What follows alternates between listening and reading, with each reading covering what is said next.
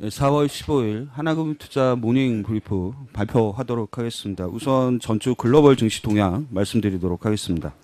안녕하십니까. 자산분석실 최원입니다. 지난 금요일 국내외 증시 동향 말씀드리겠습니다. 지난주 금요일 주요국 증시는 미국 대형 은행의 실적 호조와 세계 경기 침체 우려가 완화됨에 따라 전반적으로 상승 마감하였습니다. 원자재 시장은 산유국들의 정정 불안으로 원유 공급에 차질이 빚어질 것이라는 전망이 이어지며 상승하였고, WTI와 브렌트는 전일 대비 각각 0.08%, 0.58% 상승하였습니다. 지난 금요일 미국 대형은행, JP모건 웰츠파고 등의 1분기 실적 호조에 힘입어 다우는 1.03% 상승하는 등 미국 3대 지수 모두 상승 마감하였습니다. 일본 니케이는 글로벌 경기 침체 우려가 완화되고 있는 가운데 엔화 약세에 따른 매수세, 특히 실적이 양호한 기업 중심으로 매수세가 일었고, 니케이는 0.73% 상승 마감하였습니다. 유럽 스톡스는 미국 대형은행의 실적 호조와 영국의 EU 탈퇴 시한을 추가 연장하기로 합의가 이뤄짐에 따라 주요국들을 중심으로 상승 마감하였습니다. 한국 증시는 세계 경기 침체 우려가 완화되고 있는 가운데 외국인의 매수세가 몰렸고, 코스피는 외국인의 2,500원대의 순매수세에 힘입어 11거래 연속 상승 마감하였습니다. 중국 증시는 3월 달러화 기준 수출이 전년 대비 14.2% 증가하였다는 긍정적인 뉴스에도 불구하고 외국인들의 매도세에 소폭 하락 마감하였습니다. 이상입니다. 예, 이어서 오늘 일정상 먼저 조선업종 박무현 연구원이 말씀 먼저 드리도록 하겠습니다. 네, 안녕하세요. 박무현입니다.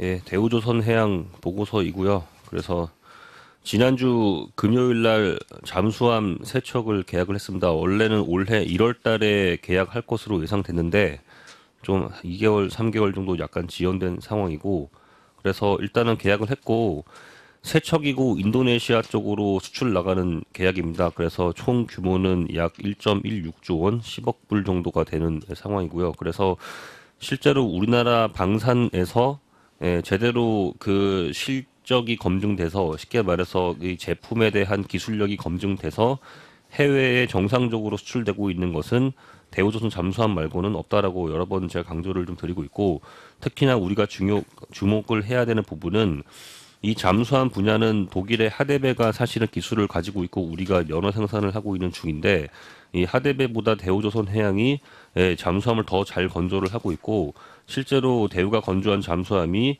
한미 연합 훈련이라든가 여러 나라 해군들 모여서 하는 훈련에서 미국 항모를 여러 번 잡은 전력을 가지고 있습니다. 이런 것들이 검증되면서 특히나 섬으로 둘러싸여 있는 인도네시아라든가 동남아 지역에서 대우조선 잠수함에 대한 수요가 꽤나 많은 것으로 볼 수 있고요. 그리고 이번은 총 3척을 계약을 했는데 대우가 총 20척 정도를 건조한 경험을 가지고 있고, 이미 여러 번 건조한 것을 가지고 다시 출 나가고 있는 상황이기 때문에 이걸 감안하면 이번에 세척도 반복 건조 효과로 인해서 건조 마진은 매우 좋을 것이다라고 보여집니다. 마지막으로는 이 방산 분야는 어떻게 보면 기술력에 대한 지표로 볼 수 있는 상황이기 때문에 이번에 해외 방산 수출 같은 경우에는 대우조선 해양의 주가 상승, 밸류에이션 프리미엄을 높일 수 있다, 이렇게 보여주고 있습니다. 이상입니다.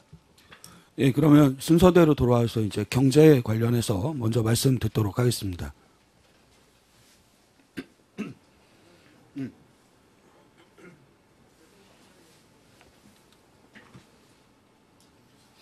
안녕하십니까. 경제 담당 나중현입니다. 이번 주에는 미국 경제 지표가 전반적으로 좀 괜찮을 것 같습니다. 그래서 최근의 흐름과 좀 계속 이어지는 모습인데요. G2의 주요 경제 지표가 이제 전반적으로 좀 안정을 찾고 있는 모습이 시장에 좀 긍정적인 영향을 좀 미치고 있는 지금 상황입니다. 아시겠지만은 이제 미국 3월 월간 비농업 부분의 고용자 수를 비롯해가지고 동월 중국 수출 상당히 좀 괜찮게 나왔죠. 그래서 이제 지난 2월 경기 침체 우려를 딛고 이제 시장 안정에 기여하고 있다는 점에서 좀 긍정적인 것 같습니다. 특히 이제 이번 미국 3월 손판매는 미국 민간 소비를 대표한다는 점에서 1분기 성장률에도 좀 영향을 미치는 그런 부분인데요. 지난 2월에는 좀 부진했습니다. 전월비 한 0.2%, 전년 동월 대비로는 한 2.2% 정도 나왔는데, 전년비 기준으로 봤을 때는 이제 작년 12월을 제외하고는요, 지난 2016년 8월 이후 최저치입니다. 근데 이런 상황에서 지금 시장 컨센서스는 전월비 0.8%, 전년 동월 대비 2.8% 정도 나오고 있는데요. 저희는 이제 무난히 좀 달성될 수 있다. 이제 시장 예상치는 충분히 상회할 것으로 좀 생각을 하고 있습니다. 일단 이제 견조한 고용 시장이 확인이 됐고요. 정책 기대가 커진 소비 심리 개선 등이 이제 소매 판매에 좀 긍정적 영향을 좀 미칠 것으로 좀 보여지고 있는 부분인데요. 세부적으로 보면은 특히 이제 3월에 자동차 판매가 예상 밖으로 좀 괜찮았습니다. 또한 이제 가솔린 가격이 전월 대비 한 8.4% 급등을 했거든요. 그래서 이제 주요 항목 중에 자동차 및 관련 부품하고요. 주유소 판매 그 증가가 소매 판매 증가를 주도했을 것으로 저희는 보고 있습니다. 그래서 전반적으로 결론적으로 봤을 때는 G2를 중심으로 확인되는 주요 경제 지표의 안정된 흐름이 경기 침체 우려를 좀 점차 좀 경감할 그런 소지가 좀 커졌다고 보고 있고요. 특히 이제 저희는 이제 그 OECD하고 미국 경기 선행지수 바닥권을 오늘 3분기 중으로 저희는 예상하고 있습니다. 근데 이번에 이제 그 18일 날 저녁 늦게 발표되는 미국 3월 경기 선행지수 역시 전월비 0.4%로 나름대로 이제 괜찮은 그런 흐름이 좀 이어질 것 같습니다. 그래서 하반기에 경기 연착륙이 될 것이라는 가능성이 좀 힘을 실어주지 않을까 생각을 좀 하고 있습니다. 보시면 아시겠지만은 요번에 소비 심리 돌아선 부분들이 소매 판매에 좀 긍정적인 부분인 것 같고요. 그다음에 자동차 판매하고 가솔린 가격 반등한 부분들이 긍정적으로 작용할 것으로 이제 생각을 하고 있습니다.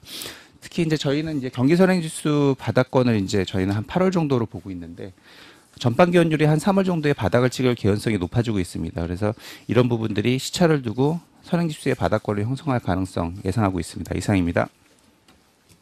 예, 이어서 전략 부분 말씀드리도록 하겠습니다.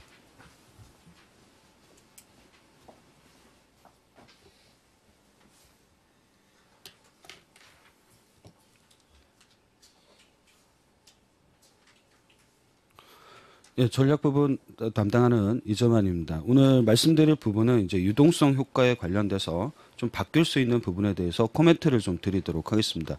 워낙에 이제 유동성 확장 효과가 나타나게 되면 1차적인 효과가 주식시장에 반영될 때는 전반적으로 좀 낙폭과 대주가 빠르게 주가 반등을 한다는 특징을 좀 갖고 있는 것 같습니다. 이게 2019년 1분기에 나타난 미국과 한국 증시의 모습이다라는 생각을 가지시면 될 것 같습니다. 다만 이 최근에 주가가 올라오는 과정에서 대부분 다 미국 증시나 한국 증시 모두 다 예상 EPS들이 좀 하향 조정되는 바람에 PER이 굉장히 높게 올라와 있는 것도 사실이라는 부분을 좀 보실 필요가 있는 것 같습니다. 나스닥 같은 경우가 PER이 23배 정도 됩니다. 고점이 2010년 이후에 24배 정도 된다는 점 생각하면 대략적으로 상승폭 여력 자체가 한 5% 정도 내외라고 보시면 될 것 같고, 코스피 같은 경우는 PER이 11.1배까지 올라와 있는 상황입니다. 2010년 이후에 최고 정도 수준이기 때문에 지금 정도부터는 좀 관심 있게 보셔야 될 부분 중에 하나가 이제 밸류에이션 허들이라는 부분을 어떻게 이제 넘을 것이냐, 이런 부분들에 좀 주안점을 맞추실 필요가 있다라는 생각을 갖고 있습니다. 최근에 이런 밸류에이션 허들 관련해서 좀 사례가 몇 개 있는데 잠깐 좀 생각을 해보게 되면 이게 대표적인 미국의 미디어 기업이 월트 디즈니하고 넷플릭스라는 회사가 있습니다.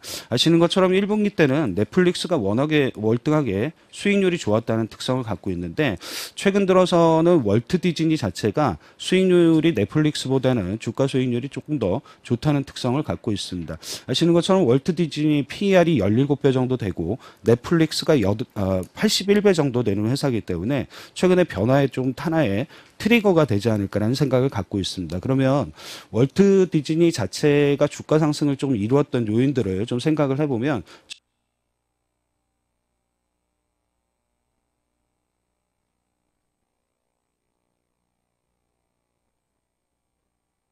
에서 감안을 하게 되면 올해 이 기업 같은 경우는 1분기 자체가 실적의 이익 저점을 형성을 할 거라는 기본적인 생각을 갖고 있고 2분기부터는 턴어라운드가 될 수 있다는 기업으로 대표적으로 인식이 되어 있는 회사 중에 하나입니다.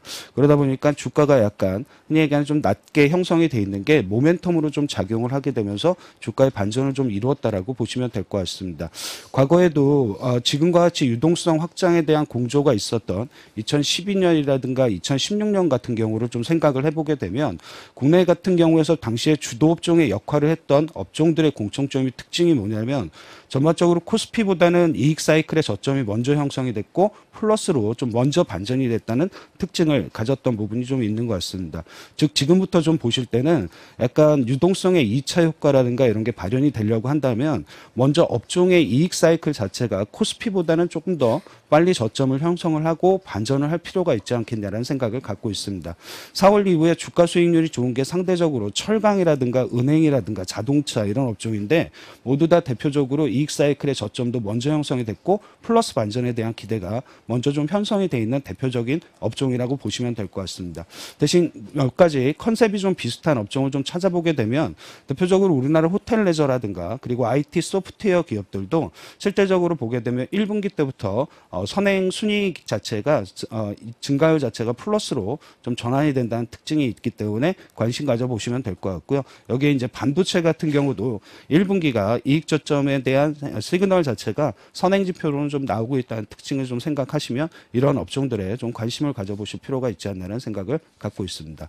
이어서는 글로벌 리서치 쪽에서 루이비통 관련해서 말씀드리도록 하겠습니다.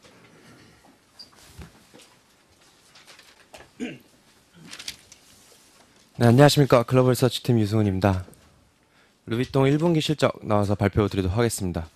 아시다시피 유럽 대부분 기업은 반기 기준이고요. 그래서 분기로는 매출액만 공시하는데 관련돼서 자료 나와서 말씀드리겠습니다. 1분기 매출액은 125억 유로로 전년 대비 15.5%로 기록하면서 시장 기대치 122억을 유로를 상회했습니다. 환율 효과를 제외하더라도 11% 정도 성장했기 때문에 굉장히 높은 수치를 기록했는데요. 그 이유로는 이제 모든 사업부가 지역이 고르게 탄탄한 성장을 시현했습니다. 시계 보석률은 9% 성장했고 그 외 다른 사업부는 모두 두 자릿수 성장을 하였습니다. 특히 패션 사업부 매출액은 15%로 환율 제외 기준으로 15% 성장하였는데 그 이후로는 이제 루이비통 신규 라인이 성공적으로 판매되었고요. 신규 매장 오픈과 기존에 있던 매장이 리모델링하면서 많은 매출액을 기록하였고요.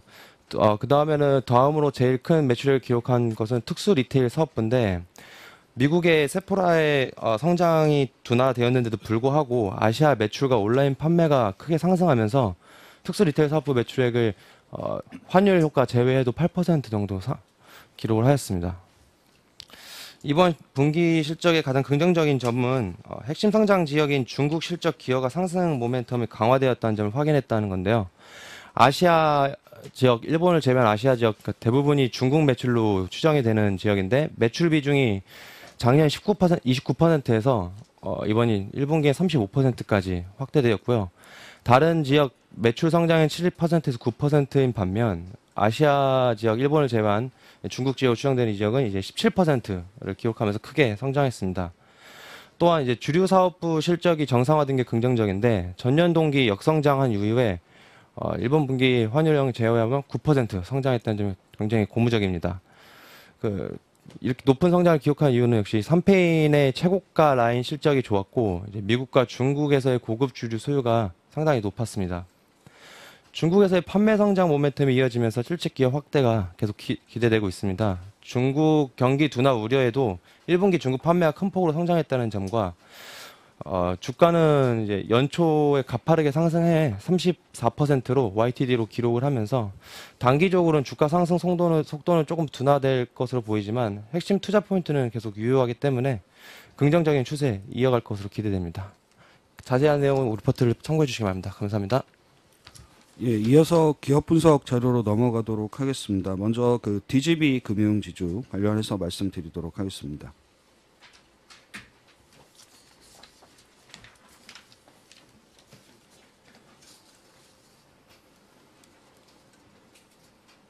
네, 안녕하세요. 은행 담당 최정욱입니다. DGB 금융 업데이트 해드리겠습니다. 최근에 수급적으로 조금 이례적 현상이 발생을 하고 있고요. DGB 금융 공매도가 상당히 많이 나오고 있습니다. 지금 4월 들어서는 일 거래량의 45% 정도가 공매도고요. 희한한 게 지금 펀더멘탈적으로 부정적인 이슈는 전혀 없습니다. 게다가 이 공매도가 다른 은행한테는 안 나오고 DGB 금융한테만 나오고 있는 상황이고요. 배경은 알 수는 없지만 향후에 이제 이 공매도 규모가 축소가 되거나 쇼크워링 발생하게 되면 타격적인 반등도 예상을 할 수 있고요. 그 금요일 날 하이투자증권이 가지고 있는 하이자산, 하이선물 매각이 결정이 됐습니다. 우선협상 대상자로 그 홍콩계 사모펀드인 BKS가 선정이 됐고요. 매각가는 대략 한 1,250억에서 1,200억 정도 예상이 됩니다. 매각하게 되면 하이투자증권은 매각이 250억 인식하고요. 그 DGB금융은 85.3% 지분율 감안할 경우에 한 200억 정도 이익이 더 늘어날 예정입니다. 뭐 물론 일회성 이익이긴 하지만 향후에 이제 배당 재원으로 사용하게 되면 DPS를 올릴 수 있기 때문에 긍정적으로 평가하고 있고요. 1분기 DGB금융 순이익은 980억 정도로 컨센서스 거의 부합할 것 같습니다. 성장률 1% 정도, 마진은 OBP 하락하지만 이 카드 효과 때문이고 은행 경상 NIM은 뭐 괜찮은 상황이고요. 현재 지금 지방은행에 대한 관심도가 사실 시중은행보다는 크게 저하된 상태입니다. 모멘텀이 낮기 때문에 그래도 이 정도 가격에 올해 연간 순이익 상향 가능성 높고 하기 때문에 DGB금융 정도 관심 있게 보셔도 될 것 같습니다. 이상입니다. 예, 다음으로는 그 허재나 연구원이 코엘 패션 관련해서 코멘트 드리도록 하겠습니다.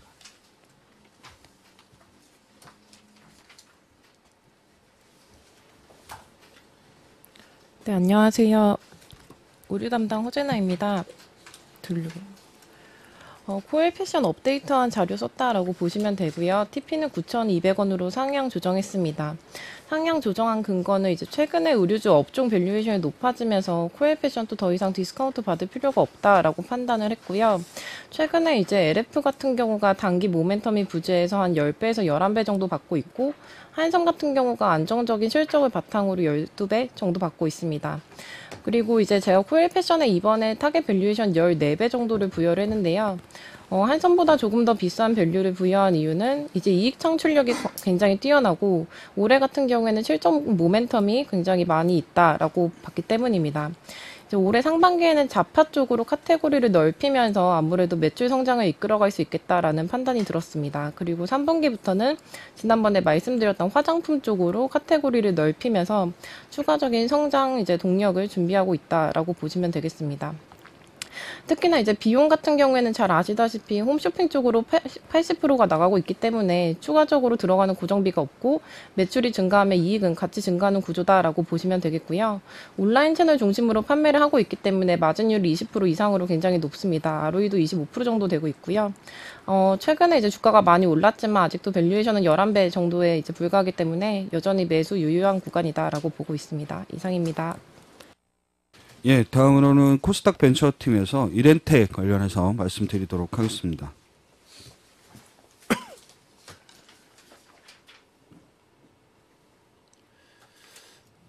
네, 안녕하십니까. 코스닥 벤처팀 김두현입니다. 그 이렌텍 1분기 실적 프리뷰라고 보시면 되고요. 목표가 7,080원 계속 유지를 합니다. 저번에도 말씀드렸던 것처럼 12물량 3월 13일 날 반영한 물량 전량 다 반영한 수치라고 보시면 되고요. 일단 4분기에 이어서 이제 1분기도 굉장히 분위기가 좋습니다. 4분기 같은 경우에는 일단 인도양으로 나가는 보급형 이 이제 물량들이 아마 많이 배정받으면서 4분기 1, 2, 3분기에 이제 적자를 시현을 했지만 4분기에는 이제 64억 원의 굉장히 큰 폭의 이익을 기록을 했고요. 1분기 역시도 이제 저희가 추정하는 이제 보수적으로 한 48억 원 이상은 달성할 거다라고 보고 있습니다. 작년도 1분기 같은 경우에는 이제 57억 원으로 굉장히 좀 안 좋은 실적을 냈는데 이 57억 원 중에 좀 브레이크를 해드리면 이제 하노이 법인에서만 사실 적자가 한 25억 정도가 이제 나왔었거든요. 그래서 이 부분이 확실하게 좀 BEP가 돌았고, 이 하노이 법인 같은 경우에는 케이스, 배터리팩, 관련된 플래그십이나 보급형 스마트폰까지 이제 전량 납품하는 어떻게 보면 핵심 법인입니다. 그러니까 이 부분 자체가 좀 BEP로 돌았다라는 거는 인도뿐만이 아니라 이제 중국향으로 나가는 이제 보급형 스마트폰 관련된 수주도 좀 확대됐다라고 보시면 되고요. 1분기뿐만이 아니라 이제 2분기 자체도 인도로 이번에 출시된 신규 보급형도 이제 수주를 받았을 뿐더러 하노이 쪽의 법인의 이제 가동률이 굉장히 빠르게 증가하고 있습니다. 이제 배터리백뿐만이 아니라 이제 다른 쪽 이제 이런 케이스류도 좀 확보됐다라고 보시면 되고요. 이런 관점에서 봤을 때 그 연간으로 지금 저희가 추정한 영업이익 200억 원대는 무난히 달성할 거라고 보고 있어서 지금 현재 밸류에이션은 굉장히 낮습니다. 한 6배 정도로 굉장히 낮기 때문에 저희는 이제 적극적인 매수 추천을 드리고 있습니다. 이상입니다. 예, 혹시 전체적으로 코멘트는 다 드렸는데 혹시 추가적으로 발표하실 내용이라든가 이런 게 있으실 부분은 말씀 주시면 발표 드리도록 하겠습니다.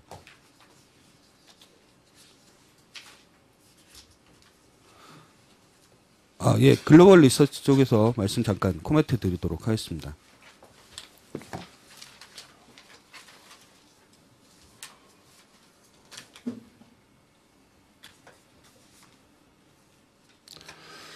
예, 인터넷 게임 쪽 그 주간 동향 좀 관련해서 말씀을 드리겠습니다. 최근에 이제 뭐 그 인터넷 게임 쪽 모멘텀이 나쁘지 않다라고 말씀드린 바가 있는데요. 일단 첫 번째로는 이제 4월 달부터 시작하는 게임 출시 성과에 대한 모멘텀이 있을 수가 있고, 그다음에 이제 2분기에 이제 실적이 턴어라운드하는 기업들에 대한 모멘텀이 을 봐야 될 것 같고요. 마지막으로 이제 그 이슈가 좀 발생해서 회사가 좋아지는 그런 회사들이 있습니다. 그래서 이런 뭐 세 가지 부분의 모멘텀이 좀 있다라고 보고 있고, 이런 것들이 이제 적절하게 2분기에 가셔야 될 거다라고 판단을 하고 있고요.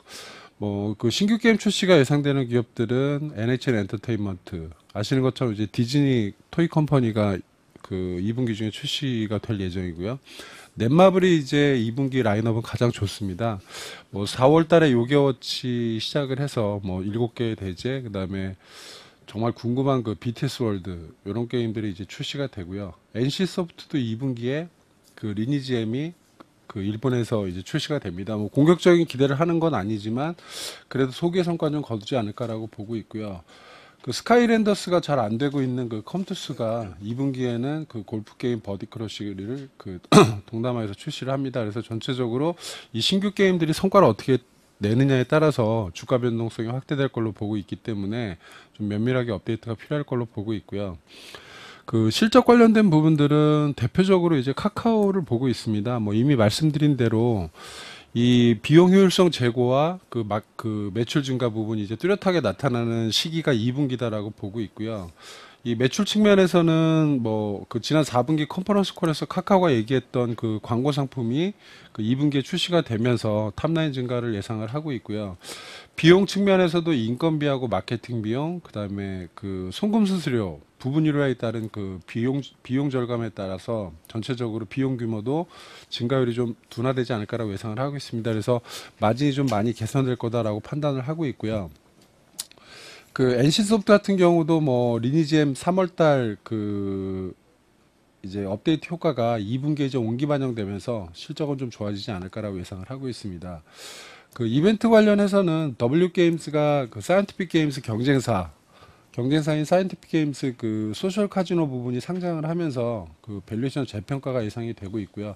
아마 6월 안에 좀 마무리되지 않을까라고 판단을 하고 있습니다. 그리고 잘 아시는 것처럼 위메이드 같은 경우는 이 킹넷하고 이제 분쟁이 됐던 부분들이 원래 3월 말에 일단은 예상을 하고 있었는데 이게 4월로 연기가 됐고요. 뭐 어쨌든 그 위메이드에 긍정적으로 판결이 날 걸로 예상을 하고 있고, 이게 이제 재계약으로 이어진다라는 측면에서 손익계산서가 아주 이뻐지지 않을까라고 예상을 하고 있습니다. 그래서 전체적으로 2분기에 이제 풍성하게 좀 모멘텀이 있다라고 보고 있고요.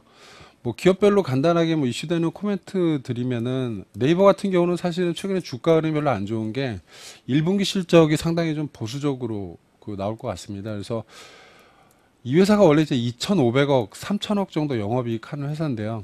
뭐 최근에 이제 그 라인 쪽에서 비용이 증가를 하면서 이번 1분기 같은 경우는 2,000억이 될까 말까가 관전 포인트가 될 정도로 일단은 비용 증가에 따른 실적 둔화가 좀 예상이 되고 있고, NC소프트 같은 경우는 지금 제일 중요한 부분들이 리니지 2M 이제 그 하반기 가장 기대하고 있는 게임이죠. 그래서 이게 3분기에 출시가 되는데 이제 2분기 중에 사전 예약을 할 걸로 보고 있습니다. 그래서 예상은 하고 있는 거고요. 뭐 공식적인 이슈는 아니지만 일단은 뭐 5월이나 6월 정도에 그 사전 예약이 시작을 하면 붐업이 된다라고 보고 있고, 아까 말씀드린 것처럼 실적도 좋기 때문에 전체적으로 2분기가 이제 NC소프트 주가가 좀 본격적으로 상승하는 구간이 되지 않을까라고 보고 있습니다.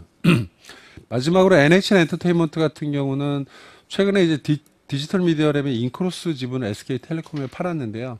사실은 좀 궁금한 게 뭐 그 뉴스에는 SK텔레콤 그룹과 사업적인 협력 확대다 목표가 뭐 이런 부분 이런 얘기들이 나왔는데, 그런 부분들이 이제 어떻게 진행이 될까, 이런 부분들이 좀 관전 포인트가 되지 않을까라고 보고 있습니다. 이상입니다. 다음으로는 그 여행 관련해서 이기훈 연구원이 발표드리도록 하겠습니다. 네. 우선은 그 디즈니 그 금요일에 11%를 올라서 간단하게 좀 말씀을 드리도록 하겠습니다.